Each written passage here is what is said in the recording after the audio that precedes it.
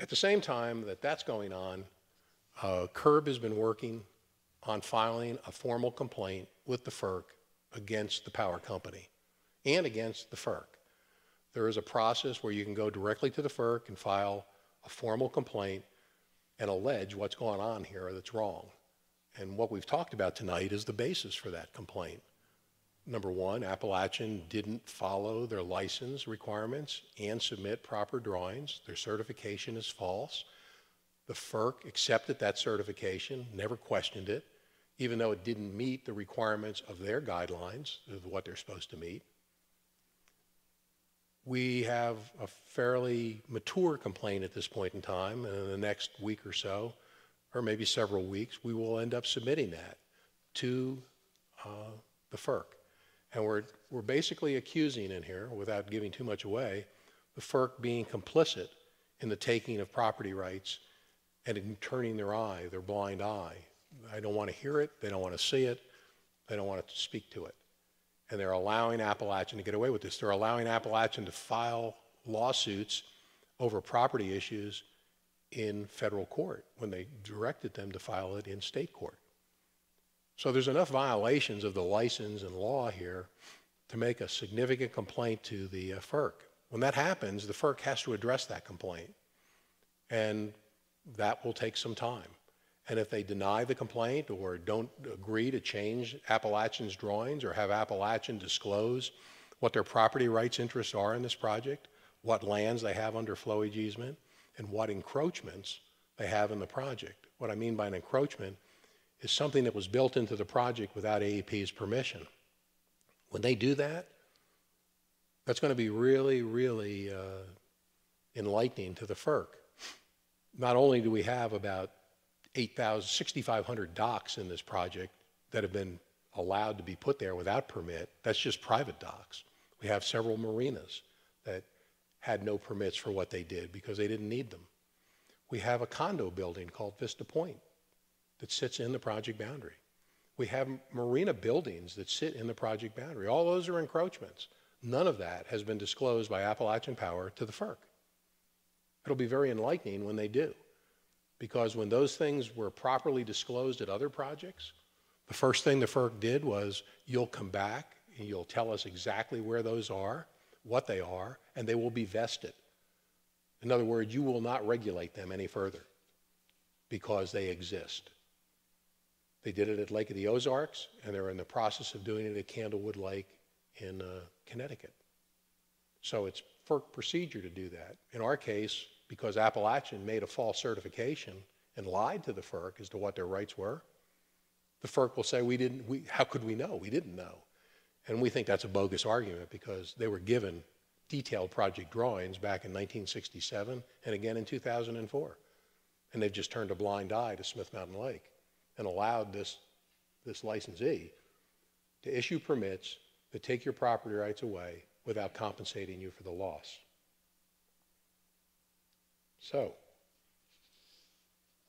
one part of this complaint is to try to estimate how much damage has really occurred in this project. What's the financial impact of regulation? And we've talked to a lot of people. We went back and studied what the socioeconomic plan said when it was approved by the FERC back in 2006 as a part of the new license. The socioeconomic plan basically stated that, listen, these new regulations, it's going to have an impact on property values, especially for those people where we're going to restrict them from having any docks. And that's going to be catastrophic for those folks. But we believe that improved water quality, better protection of wetlands, this comprehensive plan of shoreline management will benefit everyone. Well, I'm here to tell you it has benefited no one. There's nothing that's changed in this project since shoreline management has happened, only that landowners' property rights are being taken away and people are being told to do the most ridiculous stuff or being sued by a power company trying to make a federal case out of a state property rights issue. Our water quality hasn't changed. The amount of dredging has dropped because of shoreline management regulations. The amount of riprap that's placed in a project to prevent erosion has dropped. There's been no positive aspect at all of anything with shoreline management, in my opinion. Well, back in 2005, if you were here at the time, that was sort of the peak of our market. That's when the counties were going around assessing properties at the lake for unbelievable values. In fact, all the land around the lake where someone had owned to the 800-foot contour or owned below the 800-foot contour, those lands were calculated and they pulled those numbers from the counties, and the value of those assessments, that's the market value of those properties, was slightly less than $3 billion.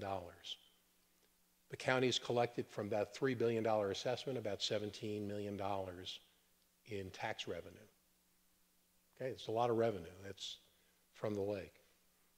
So when we go to estimate what the impact of shoreline management has been on this, we turn to real estate professionals, and we've asked a couple of professionals. A couple of them are here tonight. One of them has sent us a letter to explain what he believes the impact has been. And his calculation is that somewhere between 20 and 25% of our property values have decreased by that amount. And if you multiply that 25% times what the assessment was in 2005, because that's when the S&P went into effect. It's also when our properties were at peak value. We believe we're seeing damages of anywhere between $600 million and $750 million in decreased property values. And that doesn't include those properties that don't own to the 800-foot contour, but that have access to the project in a condominium association or homeowners association to a dock or a beach or someplace else. It doesn't include the businesses that have gone bankrupt because we no longer can get permits to build. It doesn't include the lost revenue that the counties receive, from these property taxes, and the impact that's had on all county residents because assessments had to go up in order to compensate for the decrease in value. There's been some serious damage here to the tune of probably $1 billion. That's serious money. And it's money that FERC needs to understand that cost of regulation isn't worth it for what we're getting under shoreline management. So, I'll finish up. It's important. I'm glad you're here tonight. I really appreciate the support that we see, the donations you receive online, the fact that you're talking to your neighbors, that you're picking up information, you're developing expertise in this matter. That's so important because that's what we're here for, is to educate and inform you. And believe me, we're not here to boondoggle you with false statements. That's just not appropriate for what this organization is. And I know that what we're putting out is accurate. It's been vetted. It's been checked with lawyers. It's been checked with individuals. It's been checked with real estate professionals and businesses. And more so than that, if we were putting out bum information, I probably wouldn't be standing here tonight. I'd be in a court someplace defending what I've been saying against Appalachian Power. And believe me, Appalachian Power has not approached C.U.R.B in any way, shape, or form, or said that we're putting out bum information. Well, they did it once, but then they shut up when we pointed out that it's not bum information, it's accurate. So if you decide to continue to support C.U.R.B and donate to it, think of two things. First thing to think of is this Nissen case is not just about Bill Nissen. His flowage easement is the same as yours. When he wins this, we all win it. That means shoreline management, as we know it today, will either be modified to reflect our property rights, and they'll remove these ridiculous restrictions, and they'll work with the counties to implement better zoning and regulations in the lake and with state agencies to make sure they stay protected. Or they'll exempt our property from shoreline management. You'll be free to sell your property without an APCO inspection, without them telling you you have to remove this or change that. They'll stop killing real estate deals. Your property values will start to recover. You'll get your property rights back. And for those of us that have signed permits, well, because those permits were granted under false pretense, they'll be invalidated. They'll go away. What'll happen to AEP? I don't know, and frankly, I don't care. I mean, the FERC can do a lot of things. The FERC can come and say, that's it. You don't have a license any longer, you're going to lose it. Or they can work with us. And I believe, so far what we know, is they're going to work with us. They're going to work with us to ensure that the project is protected for the public's good and our good. They're going to respect our property rights, and are going to stop this nonsense that's been going on. And one final thing, when you donate, understand the damage that your property has seen. You've probably devalued your property 25%. So a small contribution to FERC or a large contribution to FERC, a large contribution to C.U.R.B to help you recover those rights seems to be in your best interest. And it will continue this lawsuit through to fruition. We are not settling on this lawsuit. We're taking it all the way we need to. We're going to open up another front with Appalachian and the FERC and show that Appalachian is in violation of its license. And if FERC doesn't agree with us, that'll end up going to the D.C. Court of Appeals in Washington, D.C. And that's what we have to do. I mean, we're here to support our property owners. Without property, we don't have a country. We don't have an American dream. We don't have what's so intrinsic to everything here. Many countries don't. We do. We respect them. Unfortunately, this particular agency and this particular licensee doesn't value your property rights at all. They just want control. Any donations you make to C.U.R.B, I want to make sure that you understand they are completely anonymous. They cannot be discovered. The only person who knows who has donated and what amounts is myself. I'm the only one that sees those books. Those books don't get reported to the IRS. Unless I receive a donation of $5,000 or more, I'm obligated to report the IRS that I just received a $5,000 donation from this party. But the IRS cannot disclose that donation or the source of that donation to anyone under their regulations and laws.